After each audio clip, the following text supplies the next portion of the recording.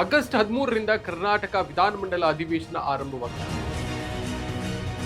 ರಾಜ್ಯದ ಜನರು ಈ ಅಧಿವೇಶನವನ್ನ ಮತ್ತೊಂದು ರಾಜಕೀಯ ಆರೋಪ ಪ್ರತ್ಯಾರೋಪಗಳ ವೇದಿಕೆಯಾಗಿ ನೋಡೋದಕ್ಕೆ ಬಯಸೋದಿಲ್ಲ.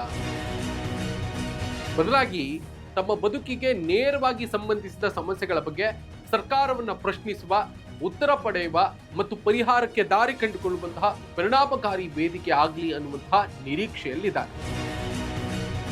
ದುರದೃಷ್ಟವಶಾತ್ ಹಿಂದಿನ ಹಲವು ಅಧಿವೇಶನಗಳನ್ನ ಗಮನಿಸಿದ್ರೆ ಆಡಳಿತ ಪಕ್ಷ ಮತ್ತು ಪ್ರತಿಪಕ್ಷಗಳ ನಡುವಿನ ರಾಜಕೀಯ ಸಂಘರ್ಷದ ನಡುವೆ ಜನರ ನೈಜ ಸಮಸ್ಯೆಗಳು ಹಿನ್ನೆಲೆಗೆ ಸರಿದಿವೆ. ಮತ್ತೊಂದೆಡೆ ಕೆಲ ಸಂದರ್ಭಗಳಲ್ಲಿ ಸರ್ಕಾರ ಮತ್ತು ಪ್ರತಿಪಕ್ಷಗಳ ನಡುವೆ ನಡೆಯುವಂತಹ ಹೊಂದಾಣಿಕೆ ರಾಜಕಾರಣದ ಆರೋಪಗಳು ವಿಧಾನಮಂಡಲದ ಕಾರ್ಯವೈಖರಿಯ ಮೇಲೆಯೇ ಪ್ರಶ್ನೆಗಳನ್ನ ಎಬ್ಬಿಸಿವೆ. ಪ್ರಜಾಪ್ರಭುತ್ವದಲ್ಲಿ ಆಡಳಿತ ಪಕ್ಷಕ್ಕೆ ಅಧಿಕಾರದ ಹೊಣೆಗಾರಿಕೆ ಎಷ್ಟು ಮುಖ್ಯವೋ, ಪ್ರತಿಪಕ್ಷಕ್ಕೆ ಪ್ರಶ್ನಿಸುವ ಮತ್ತು ಪರ್ಯಾಯವನ್ನ ಸೂಚಿಸುವಂತಹ ಜವಾಬ್ದಾರಿಯೂ ಕೂಡ ಅಷ್ಟೇ ಮುಖ್ಯ. ಮಾತನಾಡ್ತಾ ಹೋಗೋಣ.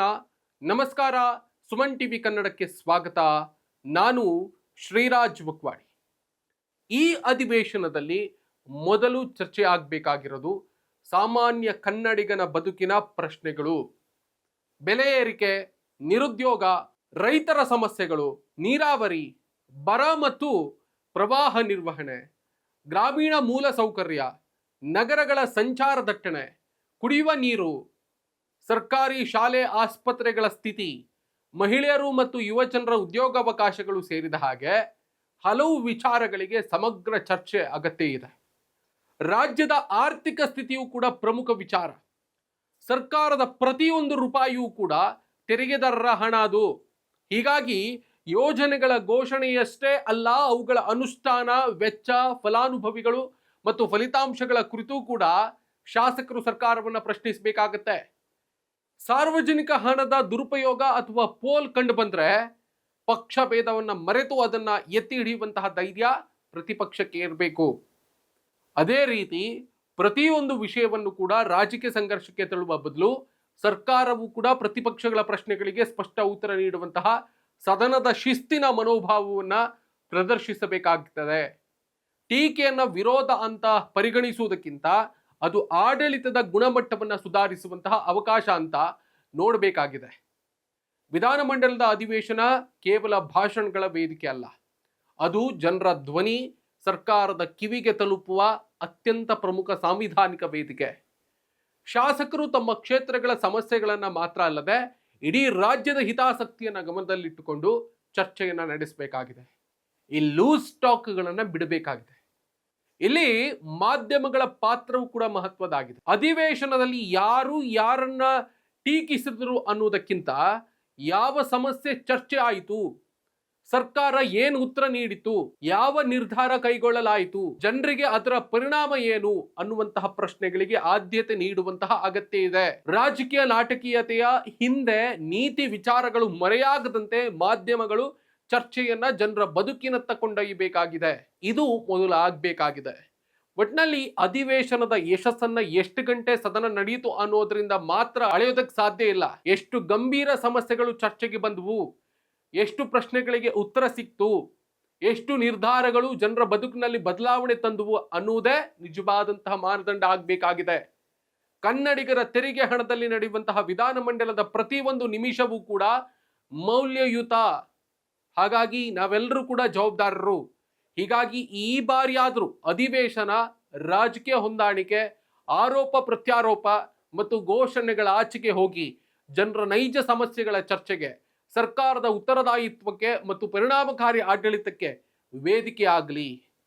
ಅದು ಸರ್ಕಾರ ಮಾತ್ರ ಅಲ್ಲ, ಪ್ರತಿಯೊಬ್ಬ ಜನಪ್ರತಿನಿಧಿಯೂ ಕೂಡ ಹೊತ್ತುಕೊಳ್ಳಬೇಕಾದಂತಹ ಪ್ರಜಾಸತ್ತಾತ್ಮಕ ಜವಾಬ್ದಾರಿ ಎನ್ನುವುದರಲ್ಲಿ ಅನುಮಾನವೇ ಇಲ್ಲ. ಬಿಜೆಪಿಗರಲ್ಲಿ, ಕಾಂಗ್ರೆಸ್ಸಿಗರಲ್ಲಿ ಒಂದಿಷ್ಟು ಲೂಸ್ ಟಾಕ್ಗಳನ್ನು ಮಾತನಾಡುವಂತಹ ನಾಯಕರಿದ್ದಾರೆ. ಸದನ ಅಥವಾ ಅಧಿವೇಶನ ಶುರುವಾದ್ರೆ ಅವ್ರಿಗೆ ಒಂದು ರೀತಿಯಲ್ಲಿ ಹಬ್ಬ. ನಮ್ಗೆ ಏನ್ ಬೇಕಾದ್ರೂ ಮಾತನಾಡೋದಕ್ಕೆ ಅವಕಾಶ ಸಿಕ್ತು ಅನ್ನುವ ರೀತಿಯಲ್ಲಿ ಏನೇನೋ ಬೊಬ್ಬೆ ಹೊಡಿತಾರೆ, ಏನೇನೋ ಮಾತನಾಡಿ ಆ ಸದನವನ್ನ ಹಾಳು ಮಾಡುವಂತಹ ಕೆಲಸವನ್ನ ಮಾಡ್ತಾರೆ. ನೀವು ಜನಪ್ರತಿನಿಧಿಗಳು ಸ್ವಾಮಿ, ನಿಮ್ಮನ್ನ ಆರಿಸಿದವರು ಒಂದಿಷ್ಟು ಪ್ರಶ್ನೆಗಳನ್ನ ನಿಮ್ಮ ಮುಂದೆ ಇಟ್ಟಿದ್ದಾರೆ. ಆ ಪ್ರಶ್ನೆಗಳಿಗೆ ಉತ್ತರವನ್ನ ಸರ್ಕಾರದಿಂದ ಪಡೆಯುವಂತ ಪ್ರಯತ್ನವನ್ನ ನೀವು ಅಧಿವೇಶನದ ಸಂದರ್ಭಗಳಲ್ಲಿ ಮಾಡಬೇಕಾಗತ್ತೆ. ಅದನ್ನ ನೀವು ಮೊದಲು ಮಾಡಿ.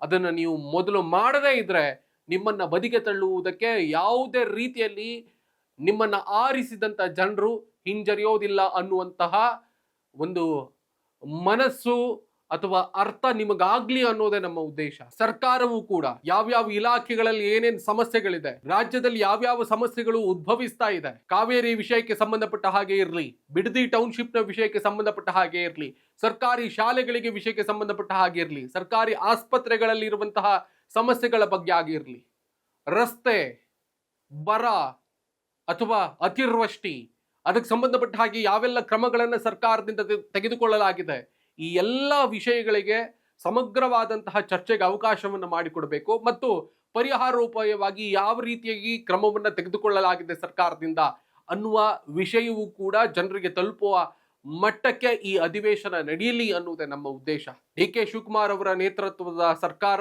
ಮೊದಲ ಬಾರಿಗೆ ಅಧಿವೇಶನವನ್ನ ಎದುರಿಸ್ತಾ ಇದೆ. ಸಂಪೂರ್ಣವಾದಂತಹ ಯಶಸ್ವಿಯಾದಂತಹ ಅಧಿವೇಶನ ನಡೀಲಿ ಅನ್ನುವುದೇ ನಮ್ಮ ಉದ್ದೇಶ. ಸರ್ಕಾರವೂ ಕೂಡ ಪ್ರತಿಪಕ್ಷಗಳ ಟೀಕೆಗೆ, ಪ್ರಶ್ನೆಗಳಿಗೆ ಸಮರ್ಥವಾದಂತಹ ಉತ್ತರವನ್ನ ನೀಡುವ ಹಾಗಾಗ್ಲಿ, ಪ್ರತಿಪಕ್ಷಗಳು ಕೂಡ ಜನರು ಏನು ಪ್ರಶ್ನೆ ಮಾಡ್ತಿದ್ದಾರೆ ಅದನ್ನೇ ಪ್ರಶ್ನೆ ಮಾಡಲಿ. ನಿಮ್ಮ ರಾಜ್ಯಕ್ಕೆ ತೀಟೆ ತೀರಿಸಿಕೊಳ್ಳುವುದಕ್ಕೆ ಈ ಅಧಿವೇಶನವನ್ನ ಬಳಸ್ಕೊಳ್ಬೇಡಿ ಅನ್ನುವುದೇ ನಮ್ಮ ಮೂಲ ಉದ್ದೇಶ. ನಿಮ್ಗೆ ಈ ಬಗ್ಗೆ ಏನ್ ಅನ್ಸುತ್ತೆ ದಯವಿಟ್ಟು ಕಮೆಂಟ್ ಮಾಡಿ ತಿಳಿಸಿ. ಥ್ಯಾಂಕ್ ಯು ಸೋ ಮಚ್ ಈವರೆಗೆ ಈ ಒಂದು ಸ್ಪೆಷಲ್ ಎಕ್ಸ್ಪ್ಲೇನರ್ ಅನ್ನು ನೋಡಿರೋದಕ್ಕೆ ಮತ್ತು ಕೇಳಿರೋದಕ್ಕೆ. ನಾನು ನಿಮ್ಮಲ್ಲಿ ಒಂದು ರಿಕ್ವೆಸ್ಟ್ ಮಾಡ್ಕೊಳ್ತೀನಿ, ನೀವಿನ್ನೂ ಕೂಡ ಸುಮನ್ ಟಿವಿ ಕನ್ನಡದ ಸಬ್ಸ್ಕ್ರೈಬರ್ ಅಲ್ಲದೇ ಇದ್ರೆ ಈ ಕೂಡಲೇ ಸಬ್ಸ್ಕ್ರೈಬ್ ಮಾಡ್ಕೊಳ್ಳಿ. ಆ ಮುಖೇನವಾಗಿ ನಮ್ಮ ಎಲ್ಲ ಕಂಟೆಂಟ್ಗಳು ನಿಮ್ಮನ್ನ ಶೀಘ್ರದಲ್ಲೇ ತಲುಪುತ್ತೆ. Thank you.